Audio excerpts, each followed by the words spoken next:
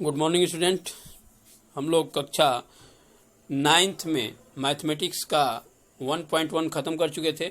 आज हम लोग जो है 1.2 को पढ़ेंगे। ध्यान समझिए। क्वेश्चन नंबर 1 दे रहा है, नीचे दिए गए कथन सत्य हैं या असत्य, कारण के साथ अपने उत्तर दीजिए। यानी नीचे जो प्रश्न पूछ रहे हैं उसमें आपको सत्य असत्य बताना है और उसके साथ ही रीजन भी बताना है कि किस बेस पे आप उसको सत्य या असत्य कह रहे हैं। ठीक है, तो चलिए शुरू करते हैं। दे रहा है पहला, प्रत्येक अपरिमेय संख्या एक वास्तविक संख्या होती है।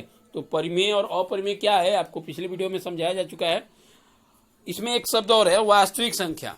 तो वास्तविक संख्या और काल्पनिक संख्या क्या होती है?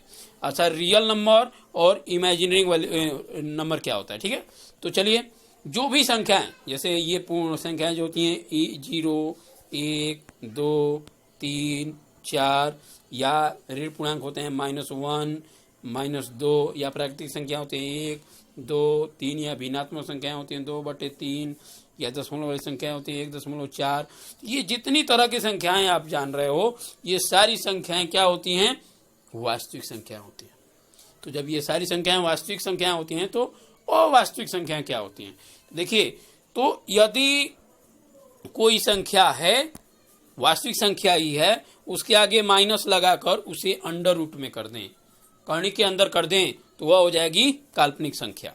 इसका मतलब काल्पनिक संख्या क्या है? वे संख्याएं जो अंडर रूट में हो और माइनस में हो, तो उन्हें हम कहेंगे काल्पनिक संख्या। तो आप आगे जाओगे क्लास 11th में और 10 में तो मिलेगा एक कौणी में -1 = I। यहाँ I का फुल फॉर्म क्या होता है?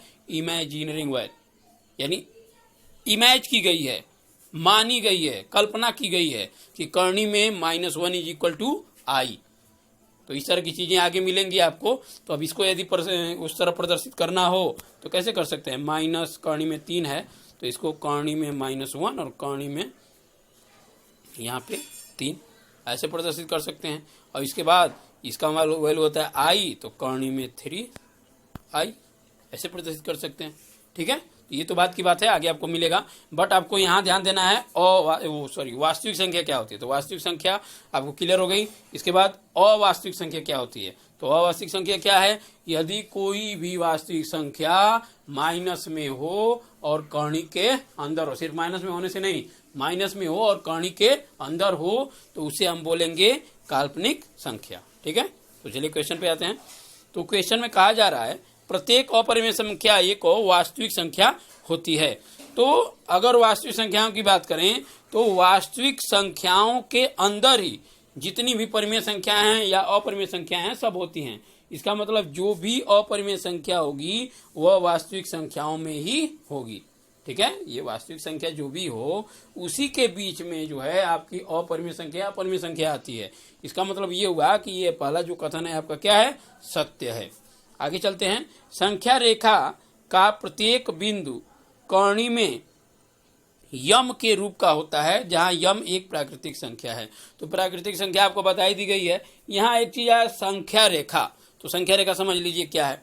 जैसे ये देखिए, एक लाइन है, इसके बीच में हो गया ये 0, इसके इधर जाएंगे तो ये माइनस में होगा, जैसे -1, -2, -3 ऐसे माइनस में चला जाएगा। और इसके आगे जाएंगे यानी राइट साइड में जाएंगे तो 1 यानी +1, 2, 3, अगर कोई अंक है उसके आगे कोई चिन्ह नहीं तो प्लस मानते हैं। ठीक है, तो यहाँ पे ये +1, +2, +3, +4 ऐसे करके आगे तक बढ़ते जाएंगे। तो इसे हम कहते हैं संख्या रेखा। तो इनके कहने का तात्पर्य है, ये जो क्वेश्चन में कह रहे हैं कि कर्णी में जो यम है इसी के रूप में होते हैं। संख्या रेखा पर कोई भी हो वह कर्णी में यम के रूप में होता है। और यम क्या है? एक प्राकृतिक संख्या है। तो देखिए, अगर हम बात करें 1 की, कर्णी में 1, तो ये कर्णी के रूप का है, लेकिन 1 जब कर्णी से निकले क्या हो जाएगा? 1। और ये कर्णी में 2, तो ये तो कर्णी के ही रूप में रहेगा। कर्णी में 4 की अगर बात करें तो इसका हो जाएगा 2, और 2 जो है कर्णी के रूप का नहीं है। इसका मतलब ये हुआ कि इनका कथन क्या हो जाएगा? असत्य, क्योंकि यह कह रहे थे कि कोई भी हो वह कर्णी के रूप में ही होता है, यानी कर्णी में ही होता है। तो ऐसा तो है नहीं, जो 2 है वह कर्णी के रूप में नहीं है। क्योंकि जो 4 कर्ण के रूप में लेंगे तो इसका वैल्यू हो जाएगा 2, और 2 जो है इस तरह का नहीं है। इसके अलावा जो भी ऋणात्मक संख्याएं हैं उनको भी हम कर्णी में नहीं ले सकते, क्योंकि कर्णी में लेंगे तो आपको बताया गया है कि वो क्या हो जाएगा, काल्पनिक हो जाएगा। ठीक है, तो ये हो गया आपका। अब काल्पनिक वैल्यू को जो है संख्या रेखा पर हम दर्शा नहीं सकते हैं, और ये कह रहा है कि संख्या रेखा का प्रत्येक बिंदु जो है कर्णीय अंक के रूप में होता है, तो ऐसा नहीं होता है। ठीक है, तो ये रीजन रहा है आपका कि जो भी ऋणात्मक संख्याएं हैं उनको हम कर्णी के रूप में लिखेंगे तो वह काल्पनिक हो जाएंगी, काल्पनिक संख्या हो जाएंगी, और काल्पनिक संख्याओं को जो है हम संख्या रेखा पर प्रदर्शित नहीं कर सकते, वे संख्या रेखा पर उपस्थित नहीं होती हैं। और ये कह रहे हैं कि प्रत्येक जो है बिंदु जो कर्णी के रूप में हो वह संख्या रेखा पर होता है, चाहे वह ऋणात्मक हो चाहे धनात्मक हो, तो ऐसा कुछ है नहीं। और यहाँ पे एक चीज विशेष ध्यान देना है आपको, ये तो अदर रीजन रहा। दूसरा रीजन ये है कि यहाँ यम को प्राकृतिक संख्या बोल रहा है, और प्राकृतिक संख्या क्या होती है, 1 2 3 4 ऐसे करके। तो जो 4 है ये कर्णी में यम के रूप का नहीं है, क्योंकि इसका वैल्यू क्या हो जाएगा, 2 हो जाएगा, यानी कर्णी वाला मान ये नहीं है। तो ये भी एक रीजन है जिसके वजह से जो है यह कथन क्या होता है, असत्य होता है। ठीक है, अब चलते हैं नेक्स्ट क्वेश्चन पे। तो नेक्स्ट क्वेश्चन में देखिए इसका तीसरा, प्रत्येक वास्तविक संख्या एक अपरिमेय संख्या होती है। देखिए कह रहे हैं प्रत्येक वास्तविक संख्या एक अपरिमेय संख्या होती है, तो प्रत्येक वास्तविक संख्याएं जो भी हैं वह जो है एक अपरिमेय संख्या नहीं होती हैं। देखिए कोई भी जैसे वास्तविक संख्या ले लेंगे, तो जैसे मान लीजिए हम 4 ले लेते हैं, 4 ले लेते हैं,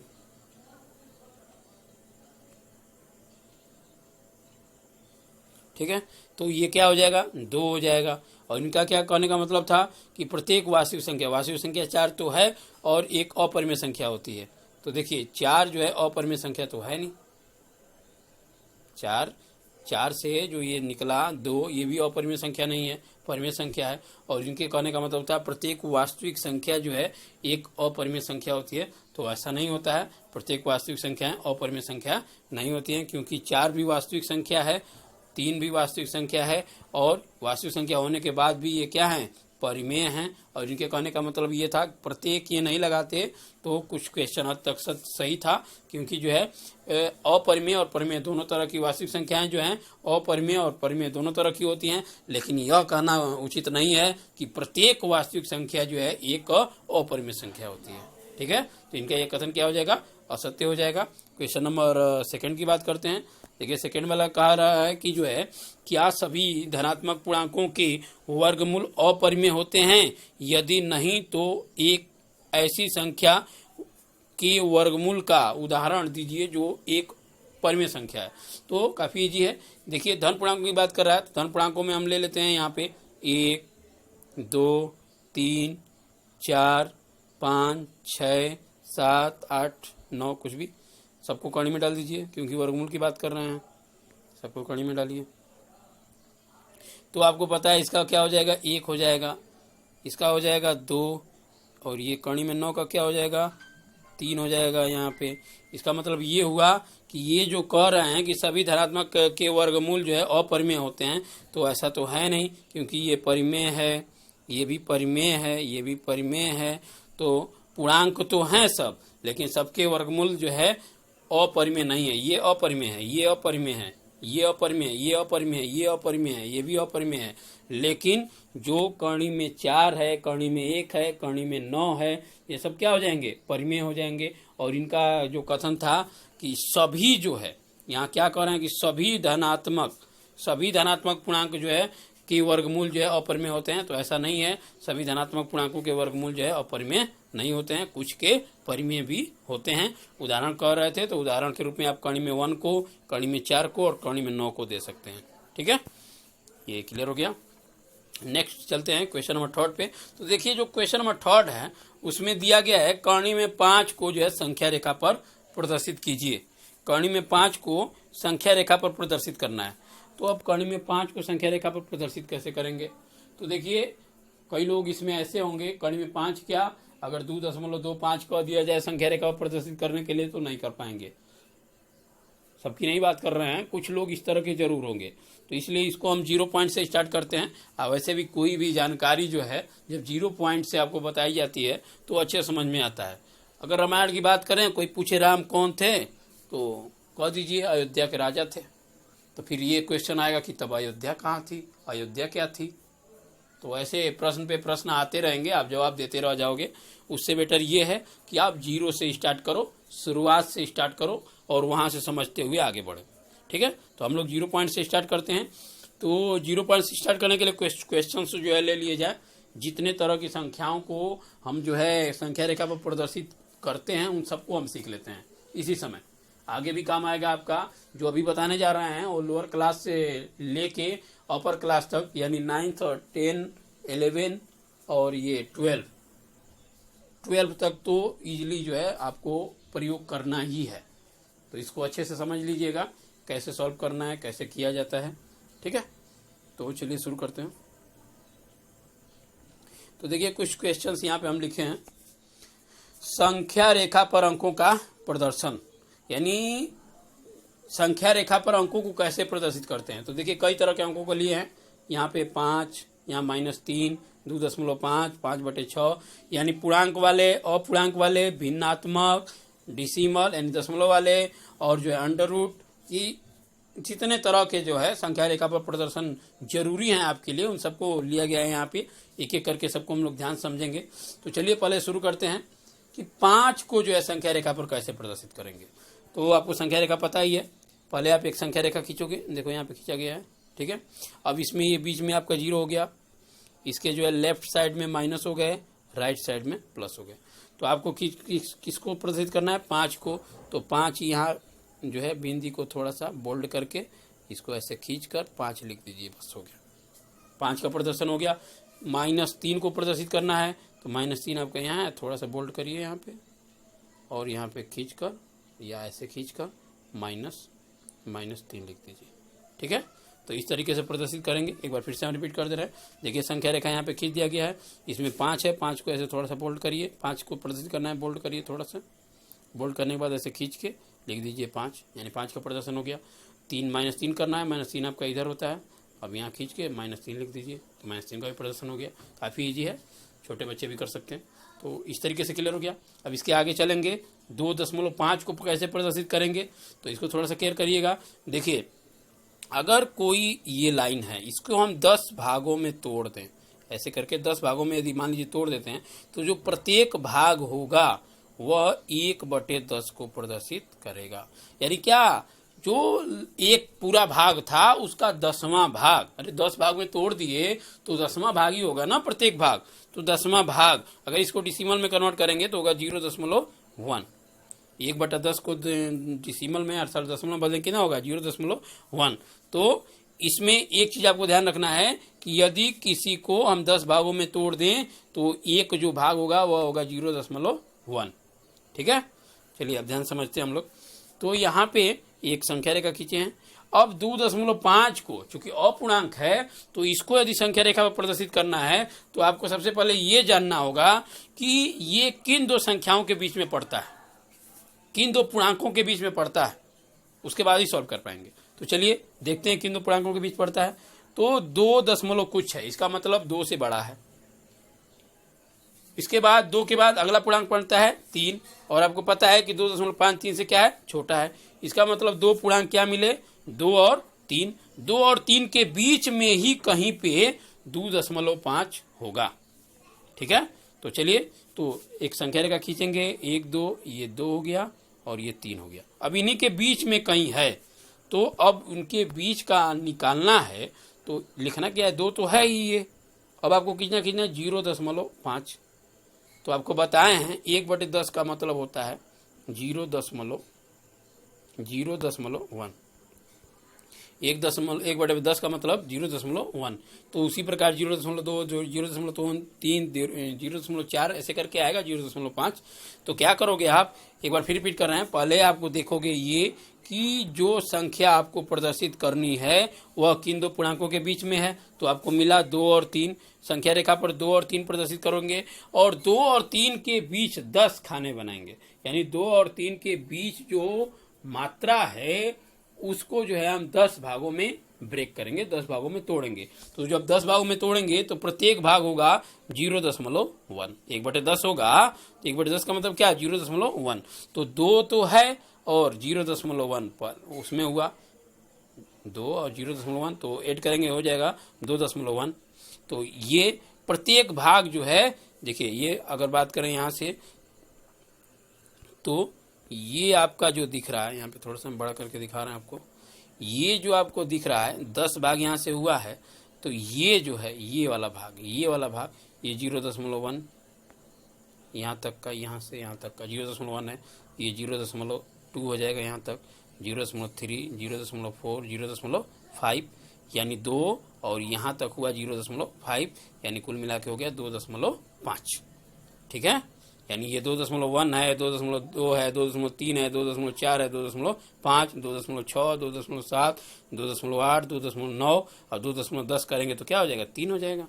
तो 2.10 करेंगे, 2.10, 10 का मतलब क्या, ये 0.9 है, अब इसमें 0.1 जोड़ेंगे तो ये हो जाएगा 0, और एक हासिल बचा तो कितना हो जाएगा, 3, यानी फाइनली क्या हो जाएगा, 3 हो जाएगा। ठीक है, तो आगे चलते हैं, आपको एक बार फिर समझ लीजिए ध्यान से। यहाँ से 2 और 3 के बीच में था जो प्रदर्शित करना था हमें, इसलिए क्या करेंगे, इसको हम 10 भागों में तोड़ेंगे। 10 भागों में तोड़ेंगे तो ये पहला वाला भाग होगा 2.1, दूसरा होगा 2.3, ये 2.3, ये 2.4, और ये होगा 2.5, 2.6, 2.7, 2.8, 2.9।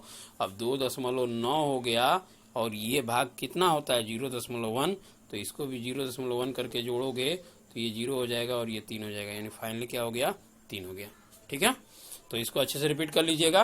तो 2.5 को आप ऐसे प्रदर्शित कर सकते हो। आगे चलते हैं, इसके बाद बात करते हैं, ये जो अंक लिखा है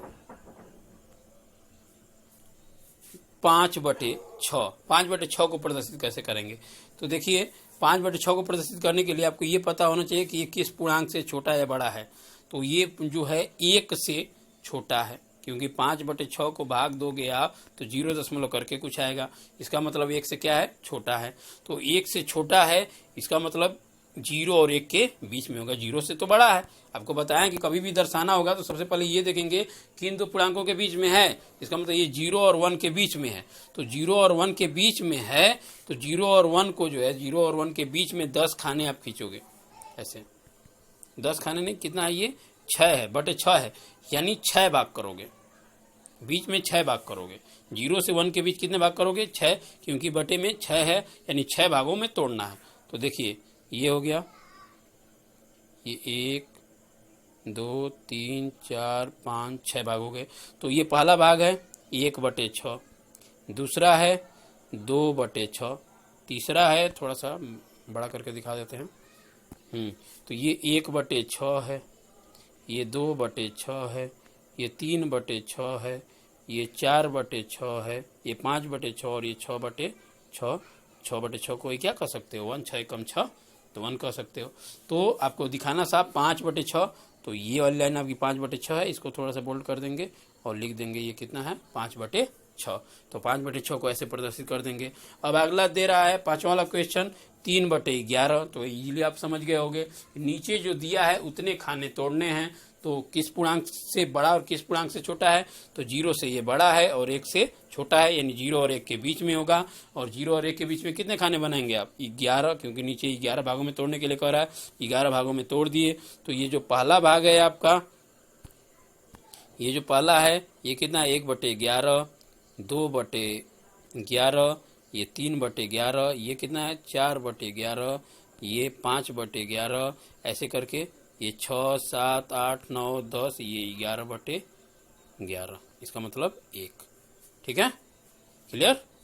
तो भिन्नात्मक को एक बार और हम रिपीट कर दे रहे हैं आपको, देख लीजिए ध्यान से। करना क्या है आपको, पहले ये देखेंगे किन दो पूर्णांकों के बीच में है, उन दो पूर्णांकों को ले लेंगे आप। जैसे 0 1 के बीच में था तो 0 और 1 तक खींच लिए।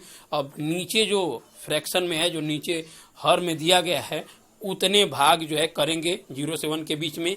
और जो पहला भाग होगा वो जैसे 6 भाग किए, तो पहला भाग होगा 1/6, दूसरा होगा 2/6, 3/6, 4/6, 5/6। तो 5/6 आपको दिखाना था, तो इसी को बोल्ड करके लिख देंगे 5/6। उसी प्रकार नीचे वाला था, तो ये भी 0 और 1 के बीच में ही था। देखिए कोई जरूरी नहीं कि सभी 0 और 1 के बीच में ही हो, आप देख लीजिएगा जिसके बीच में रहेंगे उसको सही में कन्वर्ट करेंगे, मिश्र भिन्न में कन्वर्ट कर लेंगे, उसके बाद आगे हल करेंगे। ठीक है, तो आगे चलिए। ये मतलब ऐसे कर लेंगे 11 भागों में, और 1/11, फिर 2/11, ऐसे करके 3/11 ये हो गया। ठीक है, तो ऐसे इसको प्रदर्शित करेंगे। तो चलिए फिलहाल के लिए वीडियो ज़्यादा बड़ा हो जाएगा। तो पहला हो गया, दूसरा हो गया, तीसरा हो गया, चौथा हो गया, पांचवा हो गया। 6वें से और 10वें तक का क्वेश्चन हम लोग अगले वीडियो में करेंगे। ठीक है, अच्छे से इतना रिपीट कर लीजिएगा, बाकी नेक्स्ट है।